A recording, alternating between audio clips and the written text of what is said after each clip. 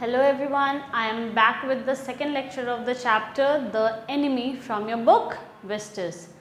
Students, in the previous lecture we discussed about our author, we discussed the themes of the chapter, then we discussed about our first character, that was Sadao, and his relationship with his father and what were his expectations with his son, उनके expectations क्या क्या थे अपने बेटे से.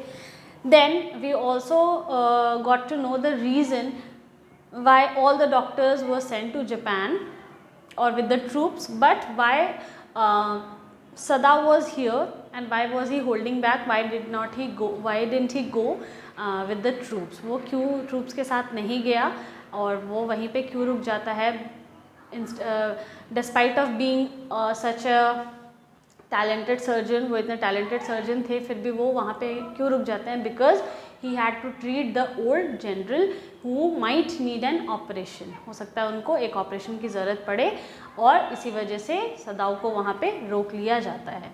Now will continue the chapter. Clouds were rising from the ocean now. The unexpected warmth of the past few days had at night drawn heavy fog from the cold waves. अब यहाँ पे scene describe किया जा रहा है. कौन सा scene? सदाओ के घर के बाहर का सीन. ठीक है, सदाओ का घर मैंने बताया था कि वो ऐसे यहाँ पे समंदर का तट है और ये बहुत ज़्यादा चौड़ा वाइड नहीं है, चौड़ा नहीं है, और यहाँ पे ऐसे घर है इसका. ठीक है, यहाँ पे, और ये जो पूरा घर है ये स्टोन का बना हुआ है. ठीक है, इस तरीके से.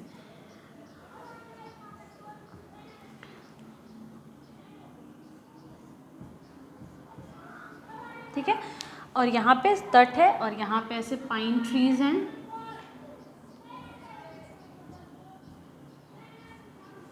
इस तरीके से पाइन ट्रीज है चारों तरफ से.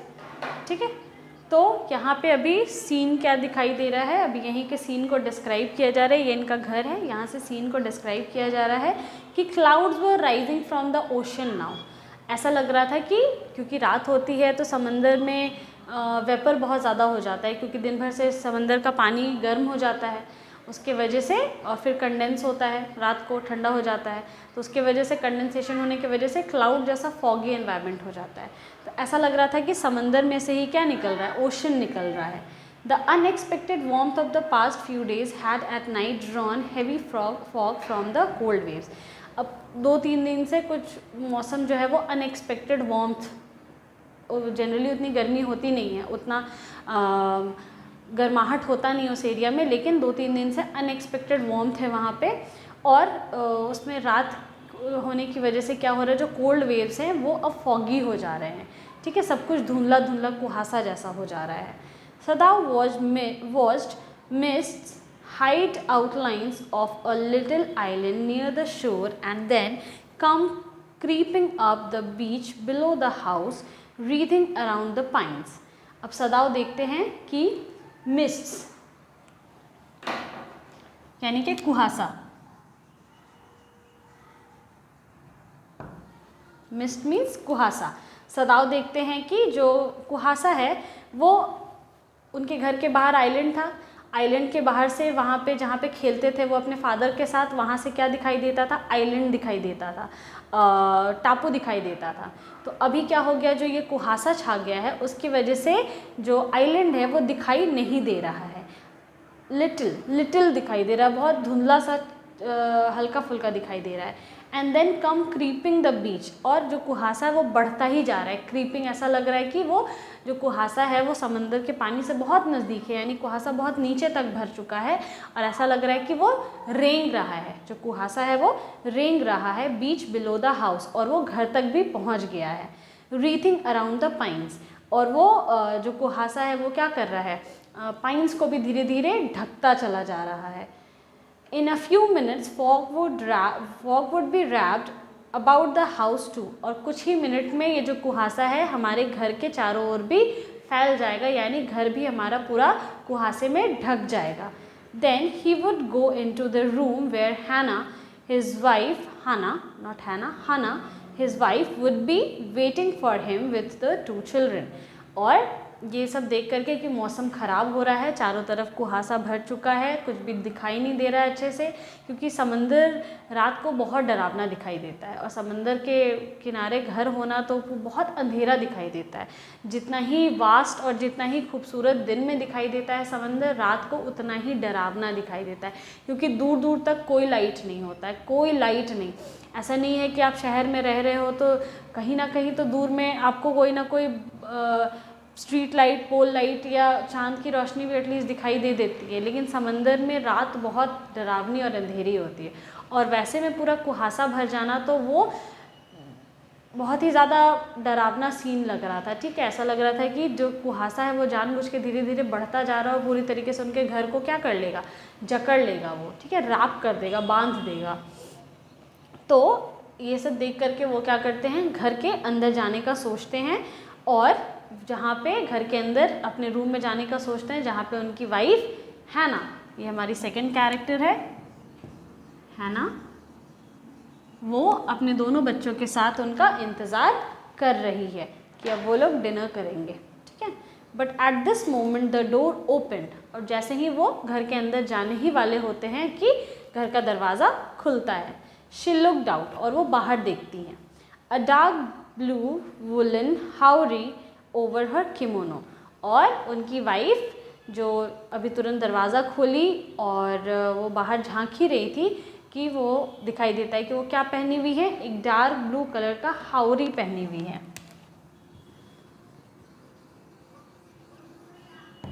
और ये पहना जाता है किमोनो के ऊपर।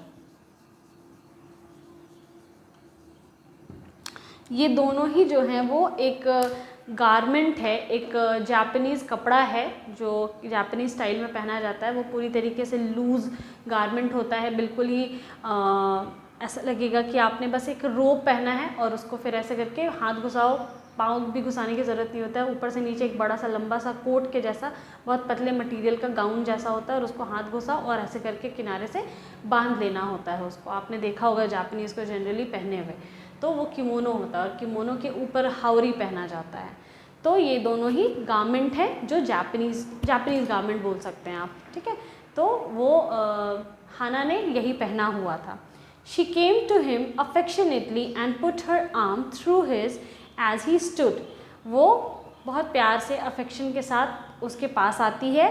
Put her arm through his, और उसके हाथ, उसके बाह में अपना बाह ऐसे करके, दोनों हाथ पकड़ना होता है ना, दोनों ऐसे लॉक करते हैं जो हाथ को पकड़ के हम लोग दूसरे के हाथ में, तो वैसे करके उसके हाथ से अपना हाथ को लॉक कर लेती है। As he smiled, through his as he stood, smiled and said nothing. और वो बड़े प्यार से हैना को देखता है, स्माइल करता है, लेकिन कुछ भी कहता नहीं है। He had met Hannah in America. अब यहाँ पे हम लोग फ्लैशबैक में चले गए हैं। थोड़ा सा फ्लैशबैक में ये देख रहे हैं कि हैना और सदाव कैसे मिले थे। तो सदाव बताते हैं कि मतलब ऑथर बताते हैं, पर्ल बताती हैं कि सदाव हैना से अमेरिका में मिला था first time, but he had waited to fall in love with her until he was sure she was Japanese.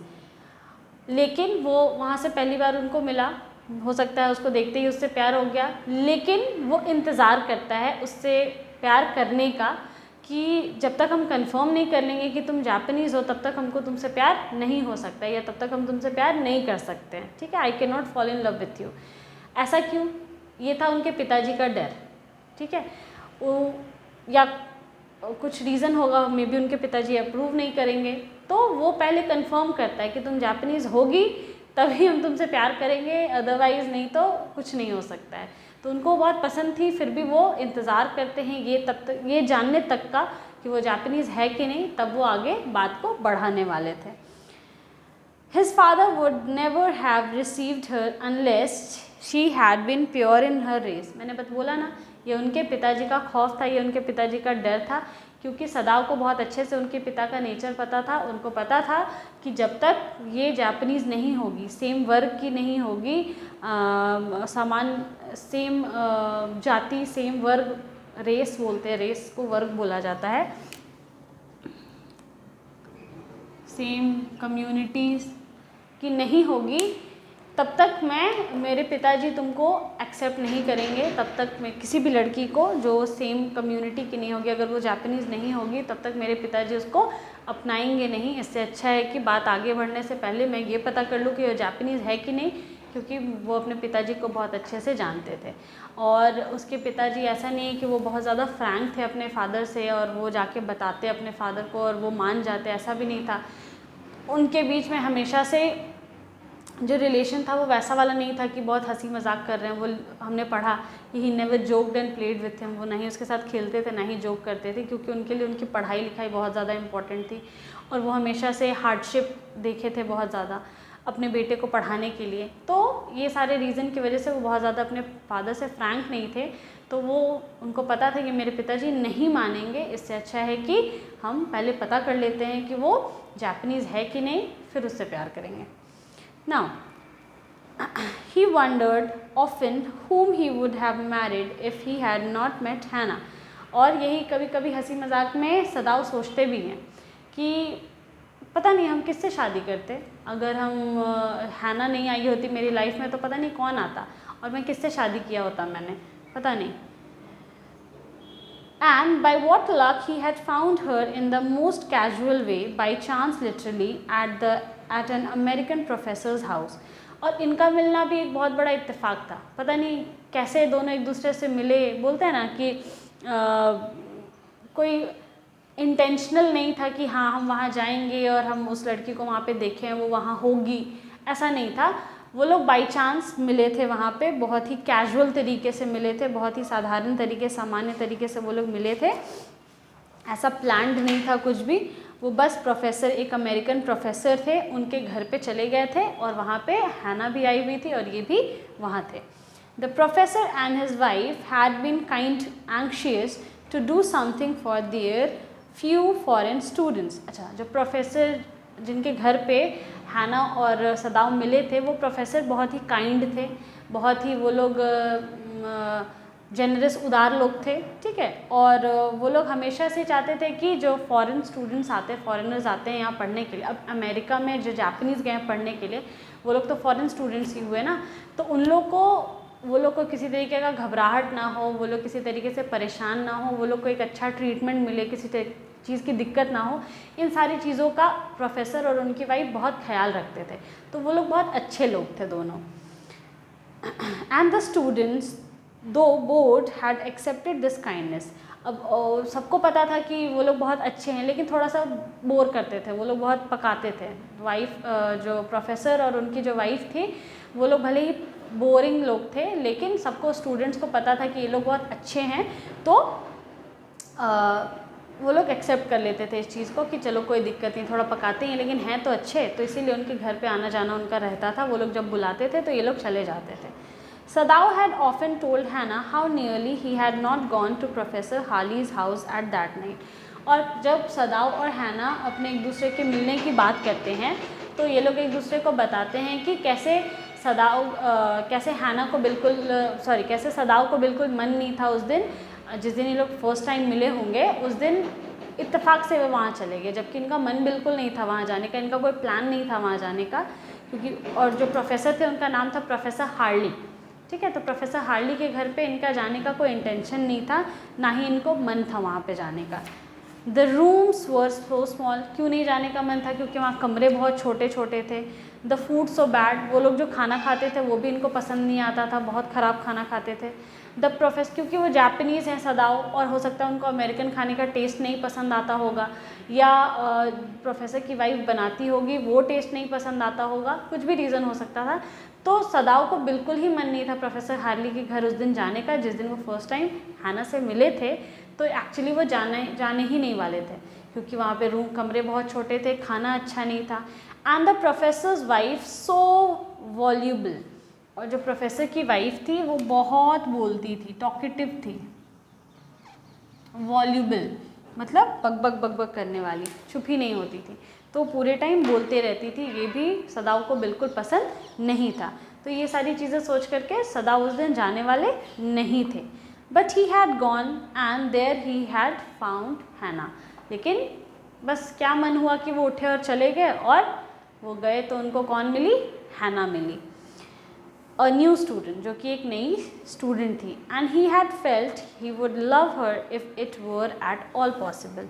और उसी समय उन्होंने डिसाइड कर लिया कि ये जो हो जाए, प्यार तो मैं इसी से करूँगा, जो हो जाए यही। अब शायद उस टाइम पे उनको पता चल गया होगा कि वो जापानीज़ है, तो इसीलिए वो कहते हैं कि ही हैड फेल्ट, उस दिन उनको महसूस हो गया था कि यही वो लड़की है जिससे मैं प्यार कर सकता हूँ, चाहे हर पॉसिबिलिटी जो है वो जो भी पॉसिबिलिटी हो, लेकिन यही मेरी लव ऑफ लाइफ है। Now he felt her hand on his arm and was aware of the pleasure it gave him. अच्छा, अभी तक तो हम लोग फ्लैशबैक में थे, अभी हम लोग ये देख रहे थे कि सदाओ और हैना मिले कैसे। अब वापस से हम लोग उस मोमेंट पे आ गए जब हैना गेट खोली और वो उसके हाथ में अपना हाथ डाल करके उसको घर के अंदर लेकर जा रही है। और वो मोमेंट में now he felt her hand on his arm. अब हैना का दूसरा जो हाथ जो है वो सदाओ के आर्म्स पे है, दूसरा वाला जैसे हाथ पकड़ी है तो दूसरा वाला हाथ से वो उसके कंधे को टच कर रही है। And was aware of the pleasure it give him, और उनको बहुत सुकून महसूस हो रहा है, ठीक है, वो प्लेजर मिल रहा है उनको। क्या कि वो सुकून अलग होता है, ठीक है, कि आपका ऐसे सिचुएशन में, वॉर वाले सिचुएशन में, आप एक तो वो लोगों का लव मैरिज, ठीक है, सदाओ और हैना का एक दूसरे से वो लोग बहुत प्यार करते थे, उनकी शादी हो जाती है, तो ऐसे ऐसे सिचुएशन में ना आपको थैंकफुल होना याद आता है कि भगवान का शुक्र है कि अभी मैं अपनी बीवी के साथ हूँ, मैं अपनी वाइफ के साथ हूँ, मैं अपने बच्चों के साथ हूँ, या जिन लोगों से मैं प्यार करता हूँ वो मेरे पास हैं, है ना, मेरे नज़दीक हैं वो लोग। तो वो जब उसको टच करती है, उसके बाँह को पकड़ी हुई है, तो वो उनको एक होता है ना सेंस ऑफ सपोर्ट फील होता है, सेंस ऑफ अफेक्शन फील होता है कि ऐसे समय में अकेला नहीं हो सकता है ना, कि वो ट्रूप्स के साथ बाहर चले गए होते, बॉम्ब किस पे गिरेगा, वो सोल्जर नहीं है, वो लड़ नहीं रहे हैं, लेकिन भले ही वो वहाँ हैं तो कैंप में, जो जिस एरिया में लड़ाई हो रही है वहाँ तो होते, अगर वहाँ पे वो होते तो कभी भी कोई श्योरिटी नहीं थी कि वो ज़िंदा वापस आते नहीं आते। तो ये सेंस ऑफ रिलीफ तो होगा ही कि अभी मैं कम से कम अपनी बीवी के साथ अपने घर पे हूँ, राहत की सांस ले रहा हूँ और मेरी बीवी मेरे बगल में है, ठीक है। तो ये वाला जो सेंस ऑफ रिलीफ था ये उनको बहुत सुकून दे रहा था, प्लेजर दे रहा था। Even though they had been married years enough to have the 2 children, भले ही उन लोगों को कितने साल हो गए थे एक दूसरे के साथ, उनके 2 बच्चे हैं, इतने साल तो हो ही गए, लेकिन स्टिल आज भी जब वो उनकी बीवी उनके पास है, जब वो देख रहे हैं अपनी फैमिली को अपने आसपास, तो उनको बहुत ज़्यादा सुकून, वो प्लेजर फील हो रहा है। For they had not married heedlessly in America, और वो सोचते हैं कि पता नहीं क्या होता अगर मैंने इससे शादी नहीं की होती, तो बिना सोचे समझे उन्होंने उससे शादी कर ली थी, केयरलेसली, ठीक है। हीडलेसली मीन्स बिना ध्यान देना, उतना ज़्यादा बिना सोचना समझना नहीं, बिना ज़्यादा टाल मटोल किए वो ये उनसे शादी कर लेते हैं अमेरिका में ही। They had finish their work at school and had come home to Japan, और ये लोग शादी करने के बाद अपना काम फिनिश करते हैं, ये जो भी उनका पढ़ाई था वो फिनिश करते हैं और जापान आ जाते हैं।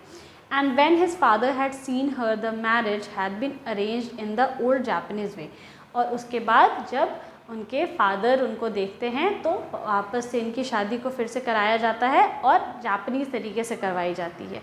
Although सदाओ एंड हैना had talked everything over before hand, और भले ही सब कुछ सदाओ और हैना ने सब कुछ पहले से ही डिसाइड कर लिया था, सब कुछ पहले ही बात कर ली थी कि हाँ वहाँ जाएंगे तो ऐसा ऐसा होने वाला है, ये सब चीज़ के लिए प्रिपेयर रहो, ठीक है। बिफोर हैंड का मतलब पहले से ही उन्होंने उसको प्रिपेयर कर दिया था, सारी बातें इन्होंने कर ली थी। दे वो परफेक्टली हैप्पी, और ये लोग अपनी शादी से बहुत ज़्यादा खुश भी थे। She laid her cheek against her his arm, और एक होता ना वो जेस्चर जिसमें वो अपने हस्बैंड के कंधे पे अपना सर रखती है, ले कर देती है, यानी झुका देती है, तो वो सुकून, वो सारी पुरानी बातों को वो लोग याद कर रहे हैं और वो टाइम याद आता है, और ये लोग एक दूसरे के साथ बहुत ज़्यादा खुश हैं। तो ये दीज आर द जेस्चर्स, ठीक है, जो एक दूसरे के साथ दिखा रहा है कि हाँ ये लोग दोनों बहुत हैप्पीली मैरिड हैं, खुश हैं। It was at this moment that both of them saw something black come out of the mist, और जब यही सारी चीज़ें ये लोग याद कर रहे थे और एक दूसरे के कंधे पे सर रखा हुआ था, तब अचानक से दोनों को नज़र आता है कि उस कुहासे में से, उस मिस्ट में से कुछ ब्लैक, काला रंग का निकलता है, come out. It was a man, और वो एक आदमी था। पूरा कुहासा छा चुका था, कुछ भी दिखाई नहीं दे रहा था, इतना नज़दीक से भी कुछ भी नहीं दिखाई दे रहा था, और उसमें लोग इतने अच्छे मोमेंट को एंजॉय कर रहे थे, उसी में अचानक से इनको दिखाई देता है कि कुछ काला सा कुहासे में से निकलता है, और वो क्या था? एक आदमी था। He was flung up out of the ocean, और वो आदमी जो था वो ओशन में से ऐसा था ना कि झटक के निकला हो। फ्लंग का मतलब उड़ के निकलना, ऐसा लगा कि जो समंदर का जो पानी है वो उसको ऐसे करके फेंक के चला गया, ठीक है।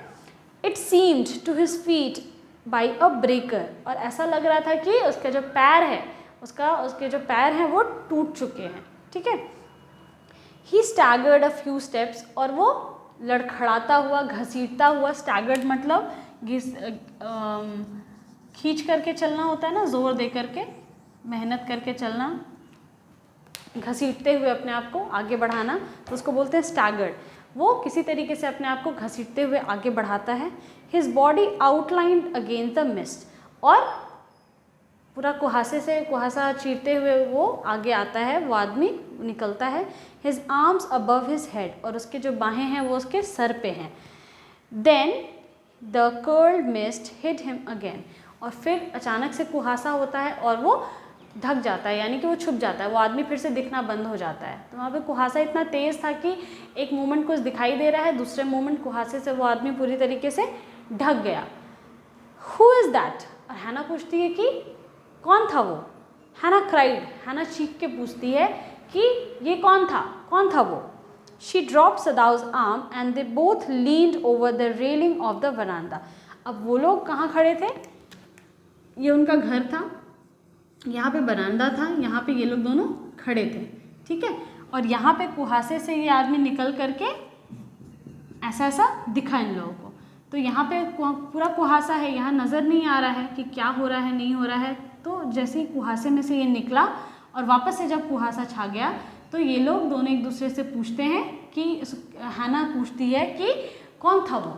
तो सदाओ, और अभी वो डर गई, चीखी वो, क्योंकि दोनों को ही कुछ ना कुछ दिखाई दिया। तो हैना चीख करके पूछती है कौन था वो, और तब अभी तक तो वो उसका हाथ पकड़ी हुई थी। अचानक से वो उसका हाथ ऐसे झटक के छोड़ देती है, और दोनों रेलिंग को ज़ोर से पकड़ लेते हैं। यहाँ पे जो रेलिंग है, ये वाला ग्रीन वाला रेलिंग, ये इसको दोनों पकड़ लेते हैं अच्छे से देखने के लिए, झांक के देखने के लिए कि आखिर क्या था। तो वरांदा, ये जो वरांदा था, यहाँ पे जो रेलिंग था, उसको वो लोग पकड़ करके झांक के देखने की कोशिश करते हैं। लीन का मतलब झांकना, झुक के देखने की कोशिश करते हैं। Now they saw him again, और वो लोग दोबारा देखते हैं उसको, यानी कि आदमी दोबारा दिखता है। कभी कभी हो सकता है कि वहम होता है, क्योंकि इतना ज़्यादा कुहासा है, क्या था वहाँ पे, नहीं था, आदमी को वहम भी हो जाता है। लेकिन ये लोग दोबारा दिखता है वो आदमी उनको। The man was on his hands and knees crawling, और वो जो आदमी था अब वो अपने हाथों पे चल रहा था और नीज पे रेंग रहा था, जैसे एक छोटा बच्चा रेंगता है ना, क्रॉल करता है, घसीट के चलता है अपने आप को, वैसे वो चल रहा था ये आदमी। Then they saw him fall on his face and lie there, और अब ऐसा सिचुएशन लग रहा था देख करके कि वो आदमी जो है, जो पहले तो खड़े होकर के चलने की कोशिश कर रहा था, अपने आप को पैर से घसीट रहा था एक लड़खड़ा करके, अब दूसरी बार जब दिखा तो ये दिखा कि वो अपने हाथ और घुटनों पे रेंगने की कोशिश कर रहा है। अब देखा कि वो अचानक से वो अपने फेस के बल गिरा और वहीं पे गिरा रह गया, ठीक है, क्योंकि वो उसके बॉडी में जान नहीं बची। अब वो अपने हाथ और पैर से भी रेंग नहीं पा रहा है, और वो अपने फेस के बल गिर जाता है सैंड में, बालू में, और वहीं पे पड़ा रह जाता है। अ फिशरमैन परहैप्स, और सदाव सेड, सदाव बोलता है कि हो सकता है कोई मछुआरा होगा, क्योंकि मौसम ख़राब है, मछली पकड़ने के लिए निकला होगा, हो सकता है कि मौसम ख़राब हो गया होगा, इस वजह से वो वहाँ पे गिर गया। वॉश फ्रॉम हिज बोट, उसका नाव बह गया होगा और वो यहीं रह गया। ही रैन क्विकली डाउन द स्टेप्स, और वो जल्दी से, यहाँ पे सीढ़ियाँ भी हैं, ठीक है, यहाँ पे जो वरांदा है इसके बाद यहाँ पे सीढ़ियाँ भी हैं, तो वो जल्दी से सीढ़ियों से नीचे उतरता है। एंड बिहाइंड हिम हैना केम, और उनके पीछे पीछे हैना भी दौड़ती है, ठीक है, क्योंकि दोनों ने देखा कि क्या हो रहा है। तो सदाओ उतरता है जैसे जल्दी जल्दी सीढ़ियों से, तो हैना भी उतरती है। हर वाइट स्लीव्स फ्लिंगिंग, और जो किमोनो होता है वो उसका जो स्लीव्स होता है वो बहुत बड़ा होता है, एकदम वाइड होता है, ऐसे विंग्स के जैसा होता है, फड़फड़ाने वाला। तो वैसे ही जो, क्योंकि वहाँ हवा बहुत चल रही थी तो उसके जो विंग्स थे वो फड़फड़ा रहे थे, मतलब उसका जो स्लीव्स था वो फड़फड़ा रहे थे। A mile or two away on either side they were fishing village. 1-2 मील आगे ही एक गांव था जहाँ पे लोग मछुआरे लोग रहते थे, फिशिंग विलेज था वो, ठीक है, दोनों ही साइड पे। But here was only a bare and lonely coast. अच्छा, जहाँ पे ये लोग रह रहे थे ये एक बेयर और लोनली कोस्ट था, एकदम सुनसान खाली। बेयर मीन्स पूरी तरीके से खाली होना, एकदम ही सुनसान तट था ये। और जो समंदर था उसके दूसरे छोर पे दोनों साइड में मछुआरों का गांव था, ठीक है। तो dangerous, but here was only the bare and lonely coast dangerous with rocks. और ये जो कोस्ट था, ये जो तट था जहाँ पे ये लोग रहते थे, ये बहुत खतरनाक था, डरावना भी था, ठीक है, क्योंकि यहाँ पे सिर्फ पत्थर था, पथरीले चीज़ें थे। The Surf beyond the beach was spiked with rocks, और जो किनारा था ना वो स्पाइक था, ऐसा मतलब बहुत नुकीले नुकीले चट्टान रखे हुए थे वहाँ पे, रखे नहीं हुए थे एक्चुअली, वो वैसे ही था समंदर कि समंदर का किनारा कि पूरी तरीके से वो जो किनारा था, तट था, वो नुकीले चट्टानों से भरा हुआ था। तो कोई अगर वहाँ से आए भी ना, मतलब अगर कोई बहता हुआ आए भी तो वो सीधे चट्टान को जाके लगेगा, और चट्टान में लगने की वजह से उसको काफ़ी तेज़ चोट लग सकती है। एक समंदर का किनारा होता है कि वो सीधा शोर होता है, पूरी तरीके से आपको बीच बालू पे ला करके फेंकेगा, और एक समंदर का किनारा होता है जिसके किनारे पे बहुत पत्थर होते हैं, जैसे मुंबई का मरीन ड्राइव देखो तो उसमें क्या पूरे पत्थर है बहुत सारा, वो अगर आपको ला के पटके तो इंसान का सर्वर अच्छे खासा फट जाएगा, ठीक है। तो वैसे ही वाला था। Somehow the man had managed to come through them, और किसी तरीके से ये बेचारा वो चट्टान को क्रॉस करते हुए तट तक तो आ गया था। He must be badly torn, लेकिन उसकी हालत बिल्कुल भी अच्छी नहीं थी, वो बुरी तरीके से, टॉर्न का मतलब जगह जगह से फटा होना, चोट लगा होना, क्योंकि अगर वो समंदर में बहा होगा तो वो अनकॉन्शियस हो गया होगा, अनकॉन्शियस होने की वजह से जो लहरें होंगी उसको कई बार किनारे पे लाके पटकी होंगी, और जितने बार वो किनारे पे आके पटकाया होगा उतने बार उसको चोट लगी होगी, और उस चोट लगने की वजह से जगह जगह से उसके खून निकल रहा था, वो पूरी तरीके से कटा छटा हुआ था। टॉर्न का मतलब कटा छटा होना, ठीक है, पूरी तरीके से कटा छटा होना। और जब ये सिचुएशन आ गया है और वो सदाओ डॉक्टर है, ठीक है, और एक जख्मी आदमी उनके आंखों के सामने है, and we know who is he, क्योंकि हमने ये बिगिनिंग में ही प्री रीड में देख लिया था कि he is an American prisoner who is an enemy of the Japanese. So what will Sadao do? The question arises that what will Sadao do? Will he fulfill his duty as a doctor, or will he fulfill his duty as a patriot? Now we'll find out in the next lecture. Thank you.